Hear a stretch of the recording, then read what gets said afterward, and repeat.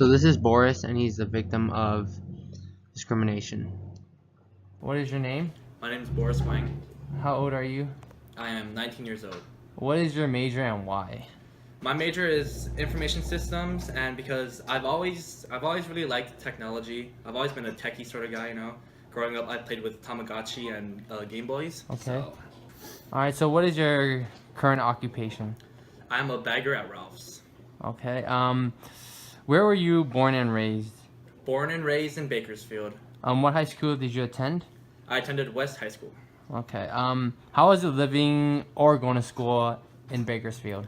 Well, it was kind of rough because there are like many different races, mostly Latino, and yeah, I tried out for the football team, mostly Latino. Okay. Have you ever been discriminated by those outside of your race? Yes, I have. So as you can see, Boris Hoying was a victim of discrimination. So according to CNN Politics, more than 4 in 10 Americans now worry a great deal about race relations in the United States. And ever after the new presidential campaign, African Americans' deaths has increased. And a majority of the blacks, which is 50%, worry a great deal, versus only 27% of whites feel the same way. So Boris will give his story on exactly what happened when he got discriminated against. So exactly what happened, or how were you discriminated against? So freshman year, I tried out for the football team, and I asked one of the older varsity guys, like, "Hey, do we go here for the sprints, like at the end line?" And then he was like, "No, chink," and I was just really surprised, you know, like I've never heard anything like racist like that before in my life. Okay. Was that one incident? Is that the only incident you had throughout your life, or did you have more incidents? No, because I tried out for the basketball team right after, and well, some of the varsity guys, they were really mean. They called me things like shrimp fried rice, dumpling. It's pretty much everything off of the Panda Express menu. Oh wow. So that's crazy. So how did it make you feel? It made me feel sad, you know, like why can't I just be one of them, you know, just because of my skin color, like because of my ethnicity, you know. Yeah. Like just because I like dumplings, I can't be one of them, you know. Okay. So how has that affected you throughout your whole life? You know, as a person, or just for who you are. Well, as I grew older, like as high school passed by, like I actually made good friends, and the racist remarks stopped. So I would say it made me like a stronger person. It made me grow, and I learned a lot from it.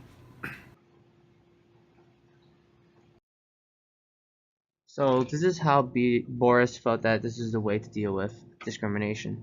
So how do you deal or tackle discrimination as a whole? Well, I don't. I just try not to partake in it, and I just feel like everybody should treat each other with respect, and just not call each other names. Okay, yeah, I agree with that. So what advice would you give to those that are being discriminated at the moment? Honestly, I would say just own it. You know, if you're a Chinese person like me and you have small eyes, you know, just say you have small eyes. Just tell everybody you know you have small eyes. Okay, so basically just take pride in yourself and like whatever you were, I guess, presented as a person, right? Yeah, just be who you are, and don't let anybody tell you otherwise. All right, thank you. So here is some ways that you could deal with discrimination. One being respectful to other cultures, don't judge others, learn to be accepting to cultural and geographical differences, speak up for those that are encountering discrimination, and promote that discrimination still exists. So here's a story about one of my friends when he was in high school. This is a story of discrimination based off one's race. The story starts off with an 18-year-old black male from Los Angeles, California, going across the country to look at a potential school to attend for college. This is his first time going out of the state. He is very excited to go to Alabama because he has family there that he has not met in person yet. He drives to LAX and awaits his flight. He then boards the plane and is excited to meet his family. He has not been on a plane before. His family is waiting for him at the airport in Alabama. He gets there and meets his family at the airport.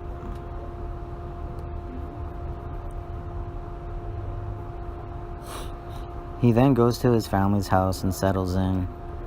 He has a tour of the campus the following day.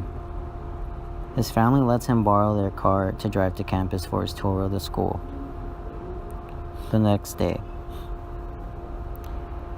he gets ready to go to the school.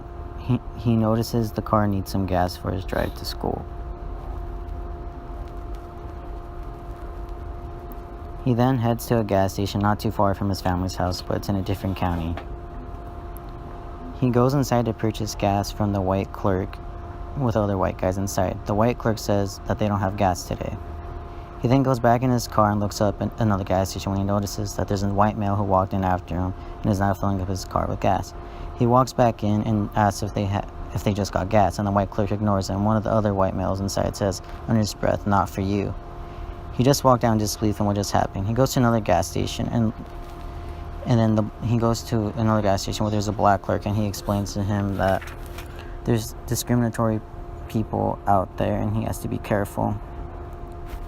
He must find a way to end discrimination. As you can see, there are many victims of discrimination.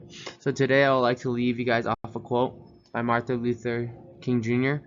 I have a dream that my 4 little children will one day live in a nation where they will not be judged by the color of their skin, but by the content of their character.